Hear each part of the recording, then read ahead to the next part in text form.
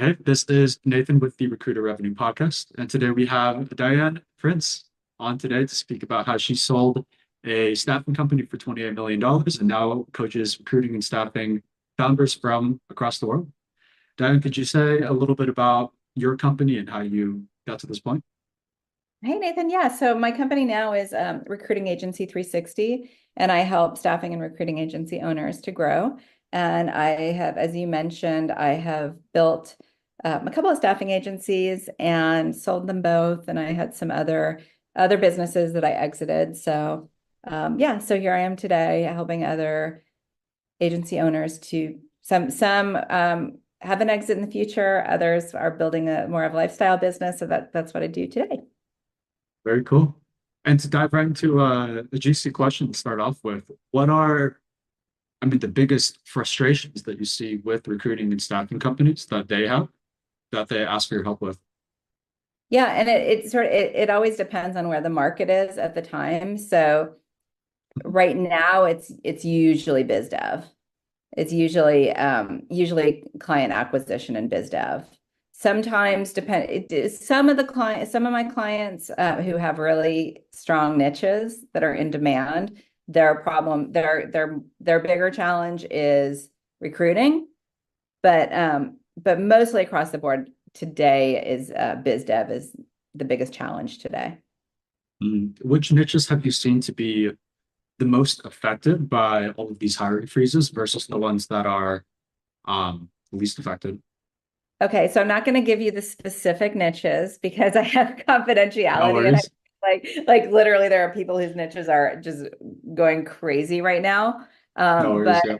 yeah, and then there's a lot of people who are struggling. I would just say that the more focused the niche, the better. And there are so healthcare has taken a dive in most areas, but there are some really like small little corners of healthcare that are doing really well right now, as well as education is doing well. So niches related to education, those are some strong ones. There's some other like logistics and manufacturing, and then private equity is another niche that's doing pretty well right now. So business like within a niche. Businesses that were acquired by private equity is going pretty well now. Okay. If if you were to say yourself, if you were to start another recruiting or staffing company right now, which niches would you avoid? Would I avoid? Mhm. I would. I don't know. I haven't thought about that question. I think more about like what I would do versus what I would avoid. Okay. And what would you do? I probably, well, what I'm doing, because now I have a virtual assistant agency and I work with staffing and recruiting agencies. So for me, like you always kind of want to look at where your lowest hanging fruit is. So now my audience is mostly made up of staffing and recruiting agencies. So I'd probably put ops people in too, but I would definitely do staffing like versus direct hire. So that's like more of a direct hire play would be an ops person, but also like just like operations within. I'd probably do temp operations within agencies. Yes. Okay. Because you want to, when you pick a niche, like you want to, one of the way things to look at it is a place where you have an easy entry. So you have some connections or you have some kind of like easier, none of it's easy, but you have some kind of easier in. Mm. What do you think is making it so hard right now for recruiting and staffing companies to do business development? I think that one thing that I come commonly across is people who, because 2021 and 2022, like the beginning of 2022, there was a big spike in the industry. And even though the industry is still higher than it was prior to 2019, there was this perception that everything was amazing because it was for those 2 years. So, especially, there's a lot of people who started agencies during that time, and they were used to, billing $1 million for one person. That was not uncommon then.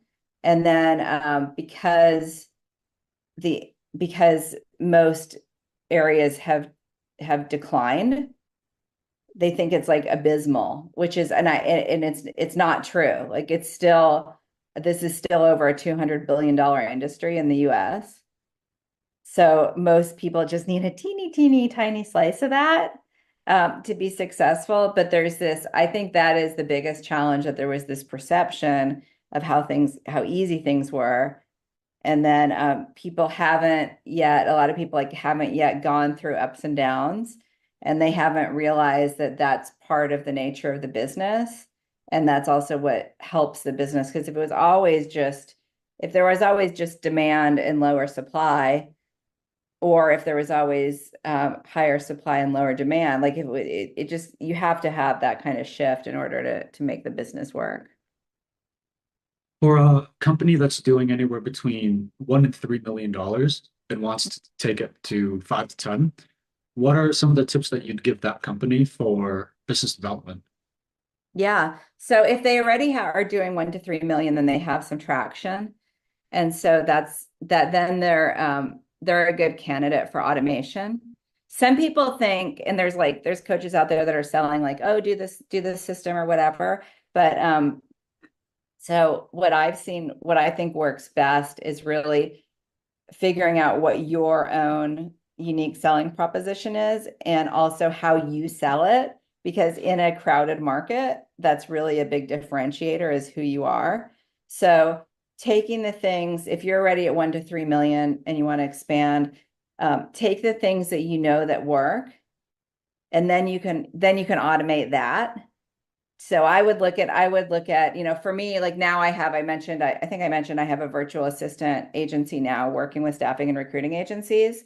And we also have a biz dev engineer on our team. So, just so maybe like Clay is the latest. I'm sure you're familiar with Clay AI. So like that's the latest. So really like looking at some of these automation tools for biz dev, but you have to have already traction. But like you said, if you're doing 1 to 3 million, you already have that.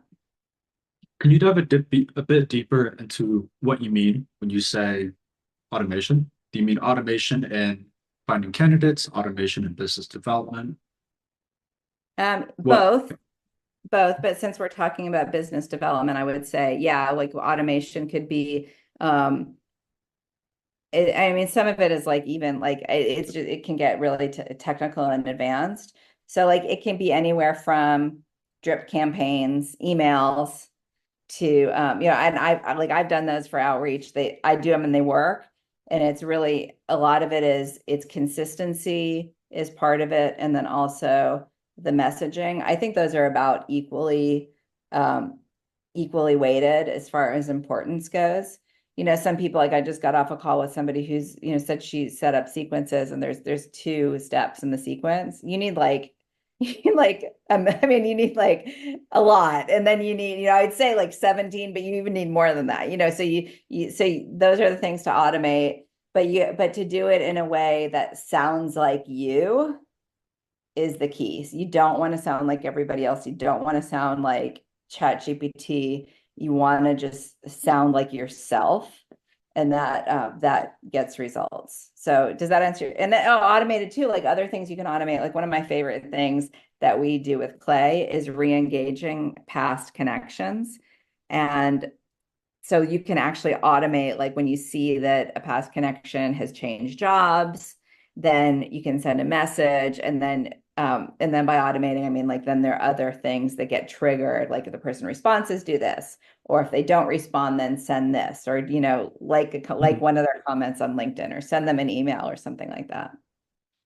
That gets pretty crazy. I didn't know you could go that deep with Clay. Yeah. Um, but when, in your opinion, what do you think makes a good BDR hire or 360 recruiter hire versus one that's going to churn in 3 to 6 months? Yeah. So I think one mistake that people commonly make is they look for people who have experience. And in a specific, it could be like, they usually look for people with recruiting experience. I think that's a mistake. When you're looking for a BDR, you want somebody, or even a recruiter too, you want somebody who's motivated by money, because this is a commission based, usually you'll have a base salary, but commission, it can be really big on this in this role. So, I always ask a question at the beginning. I always do a pre-screening interview to see if I want to have a next interview, if that makes sense. So like I always ask, first question is, what are your career goals? And sometimes I help my clients interview too. And like, I mean, they're about to hire someone and she's like, well, my husband and I just bought a truck and got an LLC and we're gonna, they were starting a trucking business. So like she just, wanted to do this on the side. Those people generally, I don't know, like you have to be super motivated to make this work. So I look for people who have a sense of urgency, who have a hustle, who they see the business as a way to get them to their next goal, but in a way that aligns with what you need them to do, basically. Okay, that's a lot of good insights there. I wanted to go backward a little bit to where you were talking about automation with Clay. Something Mhm. that I've seen from speaking with and working with recruiting and staffing companies myself is when they do outreach, they all outreach in a very similar way, if not the same way. So they'll find somebody that has an open job on LinkedIn and they'll reach out and they'll say, hey, I saw you had this open job. Do you need help filling this? And there's Mhm. very, it's very rare that somebody would outreach in a way that isn't that specific message or a variation of that. Um, how, well, if you don't mind me asking, what kind of angles have you seen to work the best for doing outreach outside of that? Yeah, I mean, I think the best message I sent was like I'll say, as far as like doing the NPC, like you're talking about when you see a role, well, Or or just in no, general? yeah, just in general. So I think NPC works the best, most placeable candidate. So I never loved like, but I mean, I've done it and it worked, like answering job postings, but everybody's doing that. But I generally like what the best subject line that's worked for me is like say it's a Java engineer. Like I would say the subject line would be your Java engineer. That gets opened a lot when you use, and just look at like different subject headers. Like, and also I'll ask ChatGPT to give me examples of 20 different email subject lines that are irresistible. And for a hiring manager who needs a Java engineer, that like I'll be like super specific. But that one, like when I say "your" in the subject line, that usually gets opened. And then I'll say something like I'll bring up a candidate, or I'll say I spoke to someone yesterday who I think would be a good fit for your role. What's the best way to introduce them? And then I'll have like 17 other emails queued up for them. But then also you got to know that everybody's doing that and everybody's answering at like the posting. So also don't be afraid to look to make to do outreach to hiring managers who don't have open roles posted, because sometimes they have opportunistic hires and those are really good places to get Mhm. opportunities and make relationships. Outside of doing email, what would you say is the second uh, best way that you found to generate new business?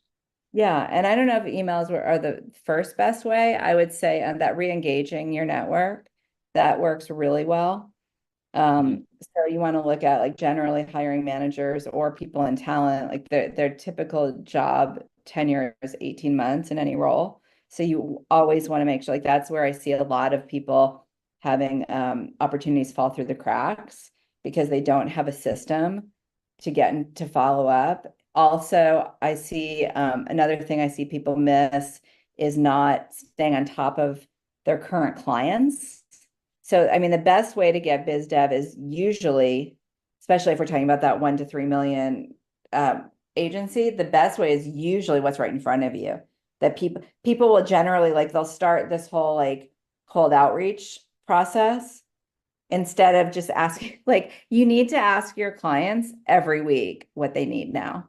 Like I get orders that way. I'm like, okay, what, like it's Thursday, what do you need? So you get to them before they've even posted the job. So that's the best way is like what's in front of you. And then if you're doing contract staffing and anything else really like reference checking is another like that's probably my second favorite way to get Mhm. for biz dev is checking references because you're interviewing candidates and then you ask them for their references and then their references are hiring managers, especially like if you're doing contracting, they're going to give you a list of people who hire contractors. Yeah. That's a great idea, actually, doing the reference checks, but then also using it as a way to source new business. Mhm. Um, okay, so I mean, it sounds like just really hitting the network. I know some people would say, wouldn't that feel, wouldn't that feel a little bit repetitive and needy, asking the client every single week, do they have a role? What would you say to those people? Yeah, well, I never say, I think if you said, do you have a role, that would sound needy, but I don't say Yeah. that. I say like, hey, what do you need now? No, like if you think about it, like, first of all, sounding repetitive is a good thing. You're showing people, what it's like to work with you, that you're responsible, you're reliable, you're tenacious, and you're going to be, and if they get annoyed, that's fine. Like you're going to be the person that they call. Mm. You're gonna be the first person that they connect with. And if they say to you like stop bugging me, you can stop, but that's you can look at it this way. Like, have you ever gone into a store and the salesperson like maybe says hi when you first come in, but then they just kind of like, I don't know, they're chatting with the other associate and they don't even like talk to you, and you might be like, oh, I would probably would have bought a pair of pants if they would have said something. Or like you try something on and they're like, you buy something, but they don't really like show you anything else. But like if they had put together an outfit for you, you probably would have bought it. It's kind of like that. Like people are expecting you because you are a salesperson. So people are expecting you to sell. And it's kind of weird if you don't. So it's a huge missed opportunity to not check in with your clients and see what they need. Yeah, I don't think people do that enough. They just sell the client and then maybe they'll check in every 3 months. They'll do a quarterly business review, but that's it. Right? There's nothing else Even if outside of that. that, even if If that, that, sometimes yeah. they just wait till for their clients to call them with a new order. And that's, Yeah. meanwhile, your competitors are calling them on a regular basis. Mhm. And then regarding marketing team members, what would you say is the biggest thing in attracting good marketing talent? Not sales talent, but marketing talent for a recruiting company. Oh, I don't know the answer to that question. To get marketing talent, like in-house marketing? Yeah, like good in-house, high quality marketing team members. Um, I don't know. I don't know how to answer that question. I always used external marketing people. Um, but yeah, I don't know. I don't know the answer to that. Maybe maybe a better question would be, what do you think makes it so hard to hire a good in-house marketing talent and keep the sauce to yourself instead of doing the route that most people take, which is use an external provider? What do you think is Well, causing that? I think that I think a lot of it is marketing works if you have a really focused, tight niche. So I think a lot of the things that don't work is people don't have the right offer. They don't have the right niche. They don't have niche market fit. And then they hire. So instead of solving the real problem, they'll hire like social media people or they'll hire marketing people, whether internal or external, but they actually don't have an offer that's needed. And so that's always going to fail. What are what are things that you could tweak on an offer to make it desirable? Well, you have to have roles that are, and I have some content on this on my LinkedIn post, like how to find a niche. You have to do the work and see and test it. It's like, I take a lot from the startup world, and you just have to test things and iterate. And, when you have it, like, when you have an offer that people want, but it's up to you as an entrepreneur to really like figure out what that offer is. Mhm. I know for some companies, right, what they'll do is they'll tweak the guarantee time. So they'll guarantee instead of 30 days a replacement, they'll guarantee 60 or 90. Um, is there anything specific like that that you've seen to work quite well to No, I generate think more that's traffic? like, I think those are like more transactional tactics that don't even really matter. I don't know, like, if like, I'm not really like super interested in negotiating for like stuff like that. I mean, I don't know. I don't really think that that makes a big difference. If you start advertising, hey, we have a longer guarantee period or whatever. I don't know if people really care that much about that. It's it's more about like having the right messaging, which I think that goes back to being real, because that's really the only thing that can make you stand out, is especially if you're in a niche that a lot of other people are in that's more saturated. I know we're coming up on time here, but as for the Yeah. last thing, could you give an example of what you mean when you say um, having a better message compared to competitors? So yeah, and maybe what I mean by when you say better is just more you, like really, like that is the one thing, like people, and I coach people on this and help them to figure out who they are and their sales messaging, because even like before ChatGPT, like typically when people sit down to write copy, they turn into a robot and just sound like, just all this sudden like sound like they just sound like they're not a person. And like it's like automatic, like sales email, like that's, typically what people do. So I think the best is writing something conversationally, say it out loud, ask yourself if you would talk that way, eliminate words, like don't say too much, certain things, like if it's an email, have white spaces, make it clear and easy to understand. And but the main thing is make sure that it sounds like you, because it just comes across. People get it. It comes across as being different. Yeah, that's a great tip. I think it's said enough. Well, fantastic. Diane, I appreciate your time here. Is there anything else any final words that you'd like to say to people before we stop the recording? Yeah, if anybody has questions, you can hit me up on LinkedIn, make sure to follow me. And then if you have any questions, you can message me and then I'll answer them on LinkedIn, or if you want like specific help, if you need a VA or anything like that, then hit me up.